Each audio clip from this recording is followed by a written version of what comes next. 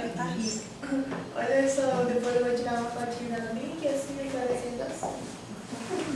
Ficou tão bonitinho. Lindo, né? Pode caprichar. Ai, amanhã ainda bem que eu vou embora. Eu vejo a hora. Casa.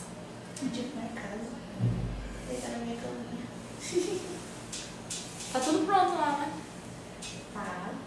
Só tava desarrumado. Não, porque eu não sabia quando ela ia nascer. Aí eu mandei lavar e como foi. Aí eu mandei lá deixar tudo lavadinho da lavanderia. Como veio no saquinho, né? Eu não quis tirar nada e colocar. Deixei do jeito que tá. No dia que. Aí ontem eu escrevi recado pra menina. Né? Nós estamos indo para o hospital. E tu chegou a arrumar o sofá, tudo? Eu desarrumei tudo porque eu coloquei todas as capas pra lavar, coloquei tudo. Cortina, tudo. Tava tudo arrumado. Aí eu desarrumei tudo. E ela, eu escrevi um recadinho pra